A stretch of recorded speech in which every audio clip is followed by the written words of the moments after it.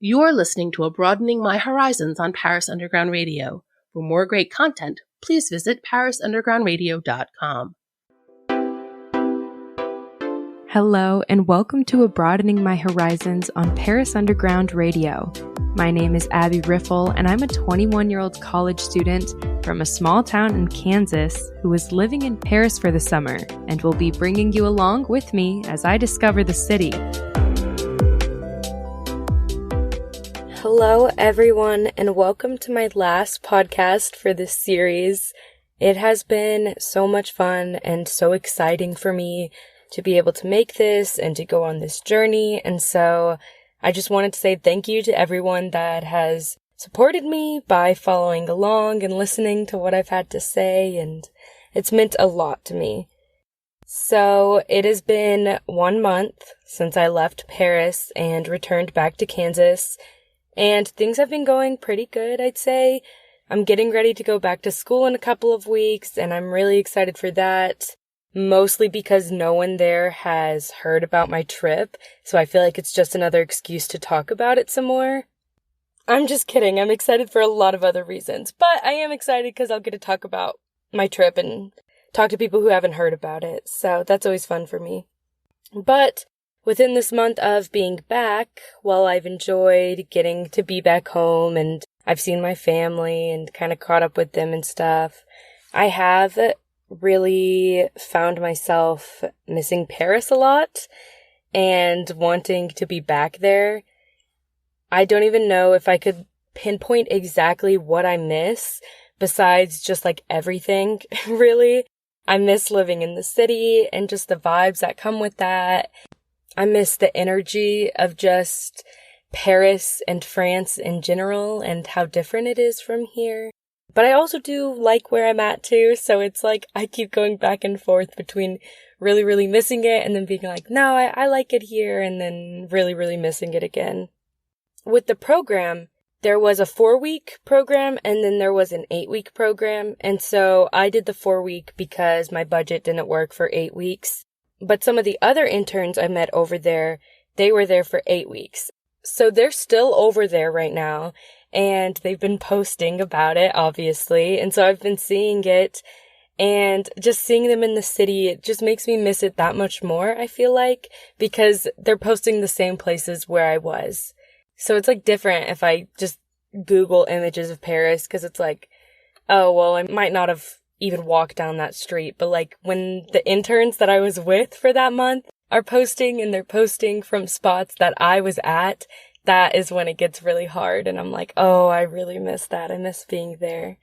And whenever Bastille Day came around and I saw all the festivities that the city was doing, it really made me miss it. And I had like major FOMO, and it was awful because I was missing out on it. And that day I was really, really wishing that I could be there and experience it, because I just can't even imagine how fun the city would have been during that time. But I know it would have been. So I was really sad that I missed it.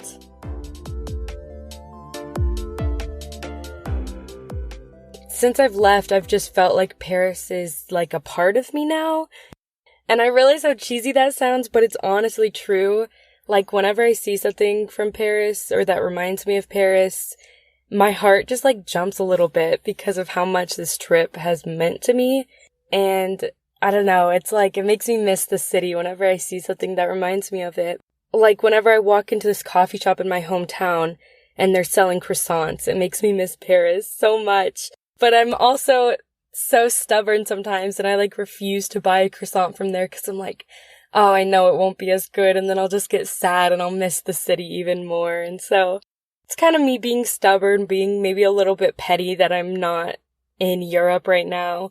But it is just an adjustment being back.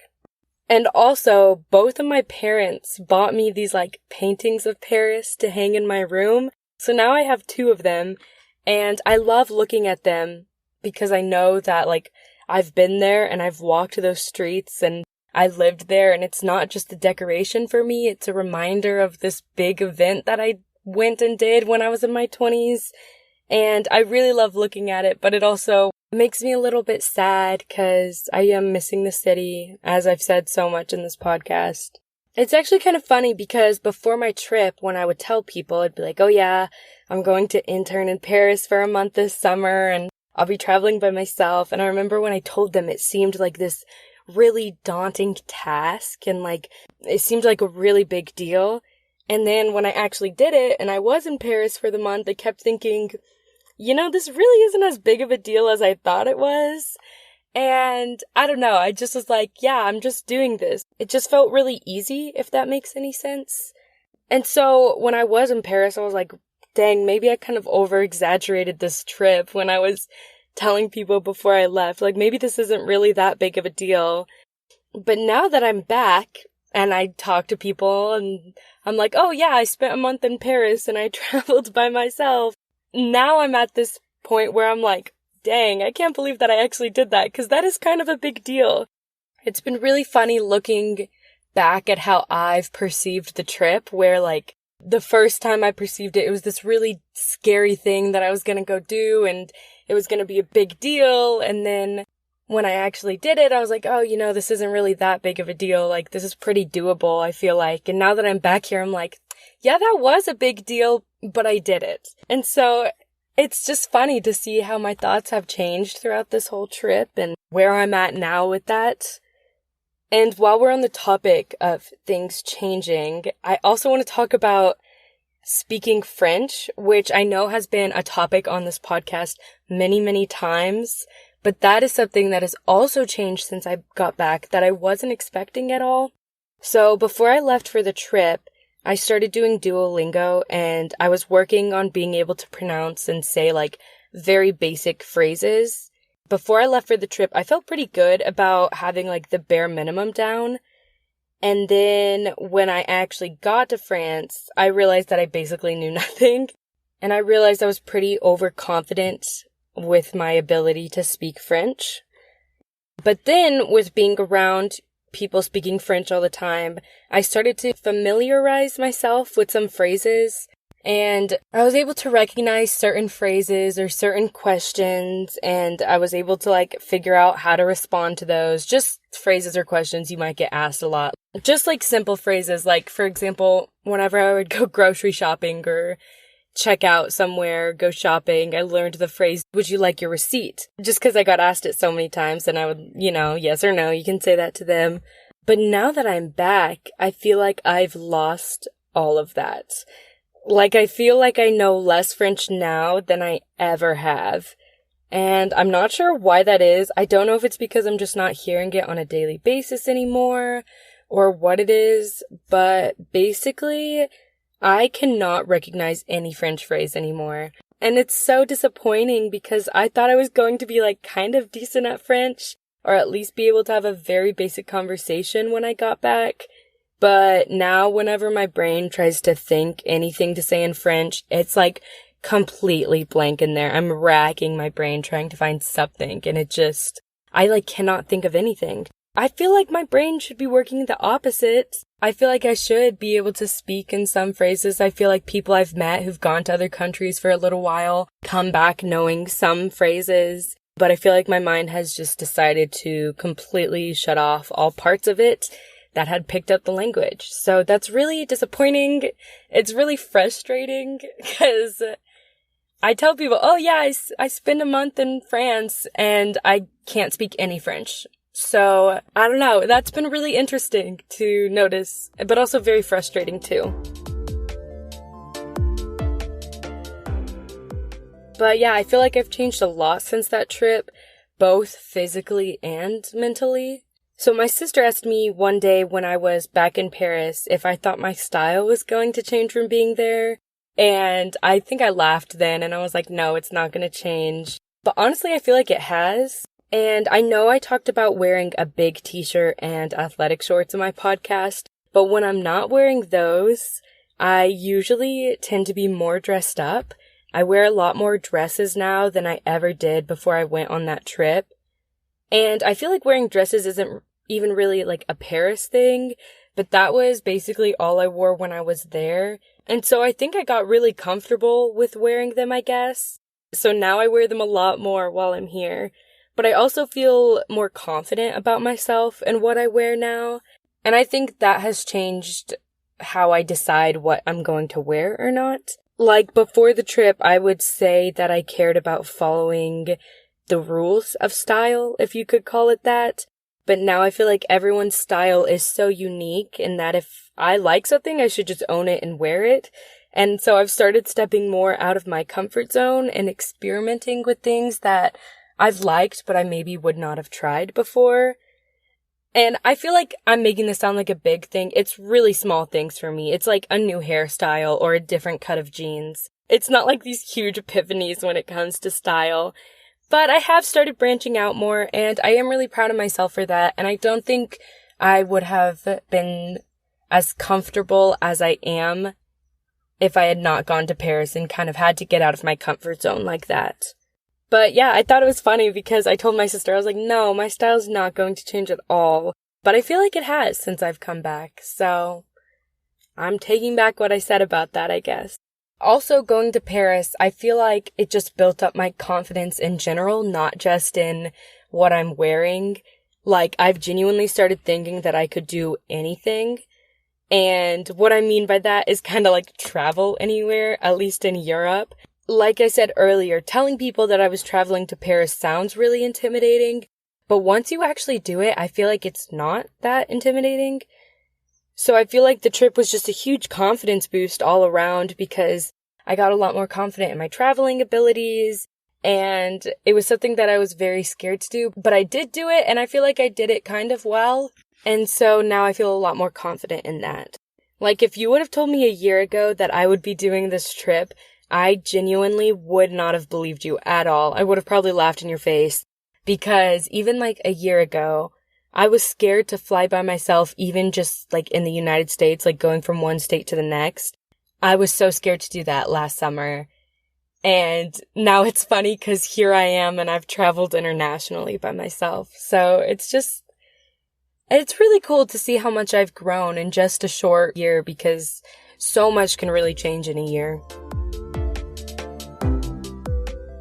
If you're enjoying this podcast, you might enjoy our sister podcast, Romancing in Paris, where Paris's leading romantic expert, Lily Heisey, travels around the city to discover Paris's top romantic places and share each one's captivating story. You can listen on parisundergroundradio.com or wherever you listen to your podcasts. Abroadening My Horizons will return right after the break. Welcome back to Abroadening My Horizons.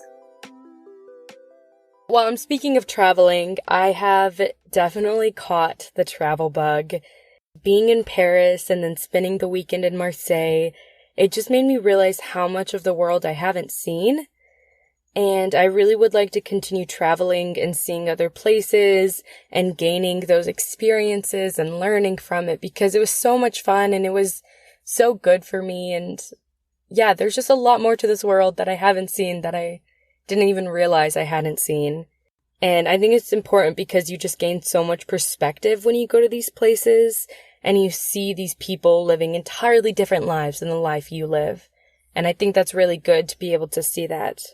I also feel like this trip has just opened up a whole lot of possibilities on what my future looks like.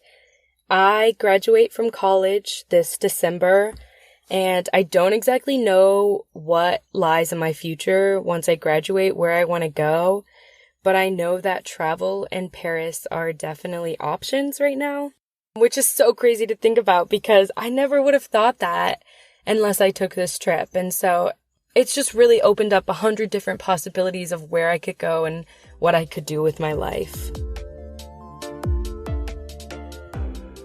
On that note, I think I am coming to an end on this episode, the final one of this series, and it has been so incredible to have this opportunity and to make this podcast and to share my experience with you all as I keep learning.